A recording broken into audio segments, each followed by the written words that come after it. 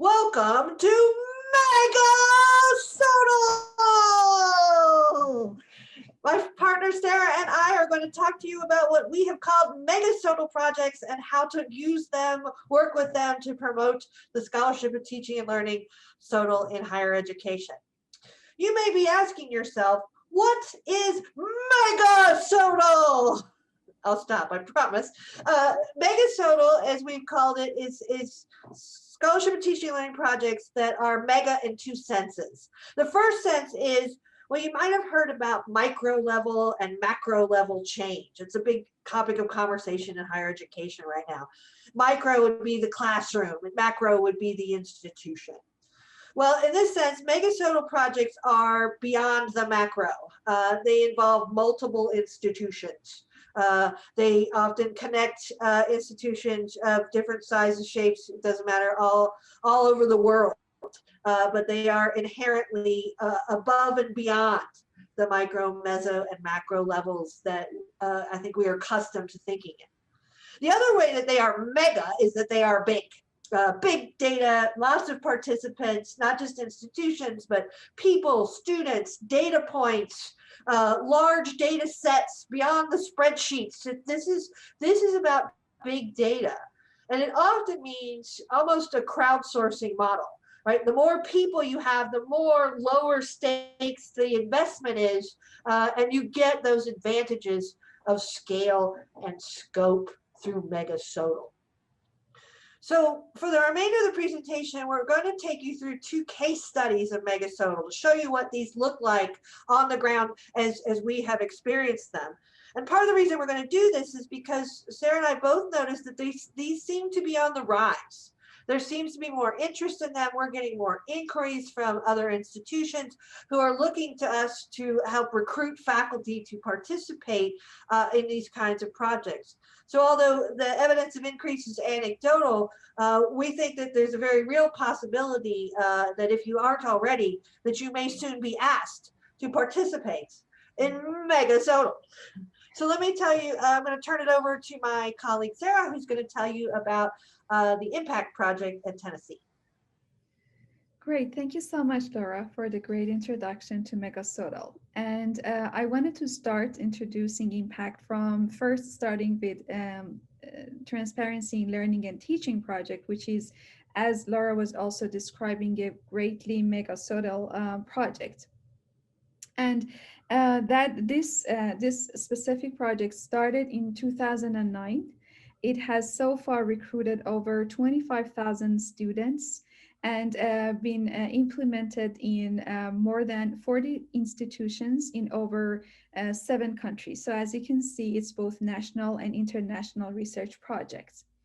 Impact is an affiliated project to TILT, and it was designed and implemented in academic years 2017 and 2018 in University of Tennessee.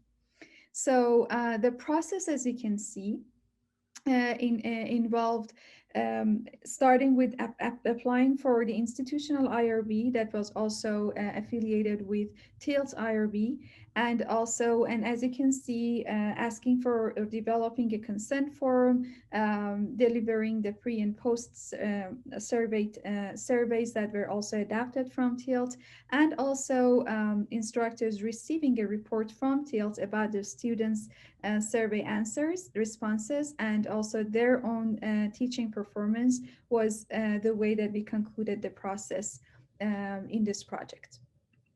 The outcomes of Impact Project, if I want to mention them, is that first of all, at a micro level, it really improved instructors' teaching through helping them to make their teaching more transparent. And also it added data to TILT's database that is a very big database at this time, and also helped to promote SoTL culture on campus because instructors were not only making changes in their teaching process, but also communicating with their own colleagues about their experience. So that was another way that Impact really helped to promote SoTL culture on campus. And now Laura will help just take us through the many classes. So I work at Penn State, not Indiana University, but the good folks at Indiana University, you see their names here, led by the incomparable Ben Motz, they came up with the idea for a MegaSoTL project called Many Classes. And Many Classes is very much what it sounds like it is. It's a straightforward title.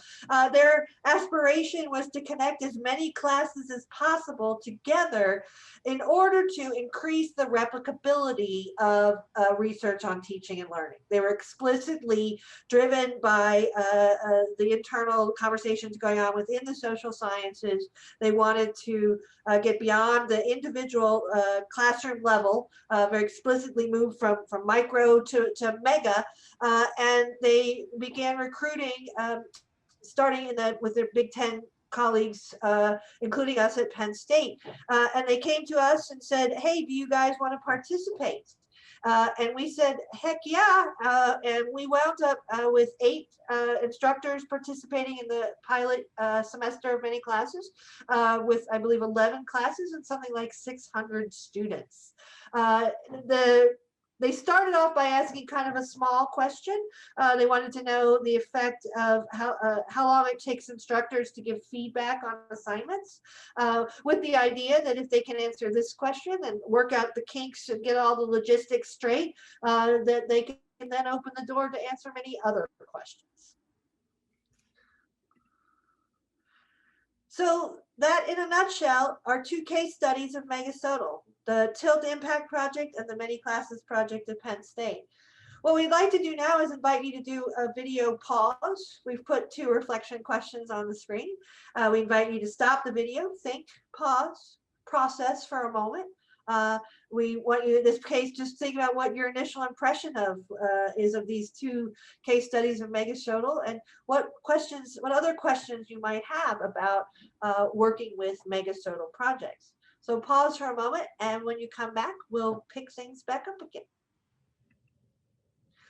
So one of the questions many people ask us about working with MegaSoTL is about challenges and opportunities. And we're going to start by talking about challenges. And so what are the big challenges of Many Classes? Well, let me show you their beautiful design. You can see here they use a classic internal control group structure. I call it the crisscross. It's very rigorous. It is very thoughtfully designed. But I want to call your attention, besides, don't get distracted by the pretty colored boxes. I want you to look at the dark green box in the top left-hand side of your screen. Informed consent, encrypted from instructor. One of the big challenges when you're doing research across multiple institutions is that institutions have different standards for ethical review. In the United States, we call these institutional review boards, or IRBs. And although there are national level standards for IRBs, the interpretation of those standards differs by campuses, and is often filtered through the culture of those respective campuses. So with different emphases, different interests, different policies that come into effect around those kind of things like consent process and access to student data. These had to be navigated on a case-by-case basis across each of the participating institutions in Many Classes, including Penn State. And the other aspect that was challenging, besides getting consent from so many students, was in order to set up this beautiful design, the Many Classes researchers had to be able to go into the courses in Canvas, our learning management system, set up the blind control groups, and then extract the data at the end. This had the great advantage of meaning the participating faculty member had to do very little to participate, but it also meant that these researchers had access to student data. And that required an exception to our policies about FERPA, which is protection of student data. And this required me personally to go to multiple rather nerve-wracking meetings in which I was kind of shaking in my shoes with some very powerful and serious people in order to get an exception to our FERPA policy so that the study could proceed. So it was, I won't say a lead pipe cinch, but we were successful in the end. Now, Sarah's going to tell you a little bit about one of the challenges with impact. So, in impact project, in addition to a lot of different, let's say, complicated process of getting IRB approval, as Laura also mentioned, there was also another topic that was brought up, and that was, okay, so how is our work is going to be recognized? So when we think about scholarship, it's also associated with publication, with a way that we could scholarly share how we are the outcome of our work.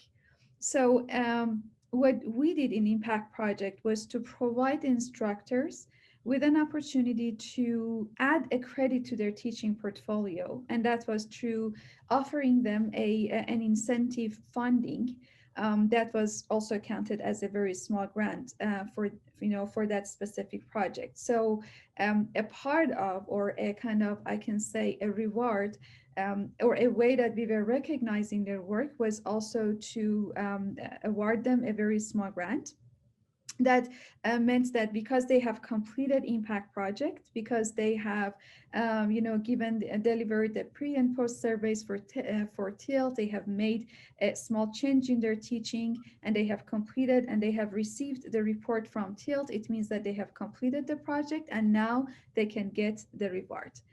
So for us, that was a very, it could be a kind of extra credit for their teaching. That was an outcome of participating in Impact MegaSoTL project. So we wanted to pause here again, and we wanted to just ask you to reflect on, given what we have discussed in terms of some challenges and opportunities for the impact and many classes, projects. If you wanted to plan to use a MegaSoTL project on your campus, what would be some of the potential challenges and opportunities in the context of your institution? Please, just for a couple of minutes, you can think about that, and we are waiting for you in this room. Okay, welcome back. When we were sharing our experiences in working with these different projects, as you could see, there were many different levels that were involved. They were at the institutional level, the instructors themselves, and also the different ways and groups like FERPA, as Laura was also mentioning. So as you can see, when we think about any kind of project like this, there is a whole context of the institution that we need to consider. So this image really is showing us how a SoTL ecosystem could look like at an institutional level. And when we think about MegaSoTL, that could also help require us to think about how is it situated in the context of the institution. What offices should we work with? How are we going to spread the word? How are we going to work with different units and departments in order to just implement this project? So we didn't want to scare you with this. We just wanted to say that this is a very I can say, layer process that we need to be mindful about the different connections that we may need to make in order to implement a MegaSoTL project. So that could be also another consideration that you can think about and be mindful about. And also, given our conversation about, the different ways that MegaSoTL can contribute to a campus or to an institutional culture, to have SoTL and consider SoTL as a part of the teaching practice, we can say that, and it was our observation and also my observation as a graduate student who was involved in impact project at University of Tennessee, that it really helped the instructors to have an experience of doing SoTL in their teaching practice. And this impact project as a MegaSoTL was really providing them with a framework to consider SoTL in their teaching practice. So it gave them basically the surveys, and it also help them in facilitating analyzing the data for them. And it also has a goal and also a framework of teaching, and offered some ways to just think about their teaching in a different way. So as you can see, the framework facilitated doing the project, a SoTL project in their practice. So that could be one way to look at one of the opportunities of MegaSoTL projects. At Penn State, the many classes project had a gateway function. It was a very low stakes way for people to sort of try out what it means to test the waters of what it means to do SoTL research. But it also had another function, both here and at Tennessee, in that I think many people on our campus had been thinking about SoTL primarily at the micro, maybe the meso or macro levels. And the fact that many classes came to Tennessee, they opened up this whole other level, this whole other stratosphere that I don't know that people thought existed before. Like, and it started getting people thinking, like, well, what kinds of questions could we answer if we could go to multiple institutions, if we could ourselves move to the mega level, if we could emulate our colleagues at Indiana University? What kinds of questions would we ask? What could we do if we expanded our thinking into this blue sky level of big data, big impact, big question SoTL? So I feel like in addition to getting people, like letting them get their feet wet in SoTL, it also gave them, well, big ideas and aspirations as far as the kinds of SoTL projects that we could originate, start, and lead at Penn State. And so, as we have with each section of this presentation, we invite you to take a moment of reflection, pause the video, and consider how MegaSoTL could align with the SoTL ecosystem at your respective institutions or units. And also, what else might you want to know about MegaSoTL work? And in this case, I'm actually going to move straight to the next level because there are also big mega questions about MegaSoTL, right? Not just small reflection questions, but Sara and I talk about this all the time, and we feel like there's sort of three buckets of mega questions about MegaSoTL. And the first one is philosophical. Is bigger really better? Is bigger always better? Does bigger necessarily mean that it has to be driven by or governed by social science research methods? If SoTL is in fact a big tent, that means we are very methodologically diverse and inclusive. Could we have a bigger study that uses humanities research methods, for example? The second big mega question about MegaSoTL is, what can we learn from large-scale studies? I mentioned that people at Penn State have been really inspired by Indiana's example. Are there some questions that we can answer at a large scale that we can't answer at any other scale? Are there any questions that we can ask that we shouldn't necessarily ask at a large scale? Like, what are the limits? What are the opportunities inherent in studying, teaching, and learning at this level? What are the risks and rewards? What are the dangers and opportunities? And the final one is logistical. How do we make it easier for people who want to do MegaSoTL projects to start, implement, and participate in them? Sara and I both work at Centers for Teaching and Learning. So we have dreams like, could we have sort of a recruitment dashboard? Could there be a place where every researcher who wants to do some kind of MegaSoTL study can post it for people like Sara and I to find and then go work to recruit our faculty?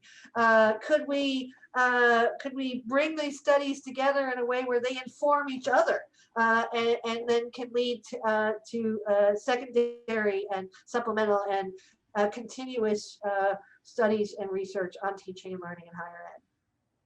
We don't know the answers to these mega questions, but we invite you to leave you with these big, fat, buttery mega questions. We hope we've given you some food for thought, some big things to think about.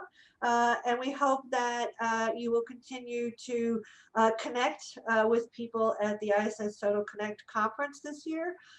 We are grateful to you for spending your 15 minutes listening to our presentation. And if you'd ever like to talk more about MegaSoTL or other SoTL topics, Sarah and I would love to connect with you. Thank you so much. Thank you so much.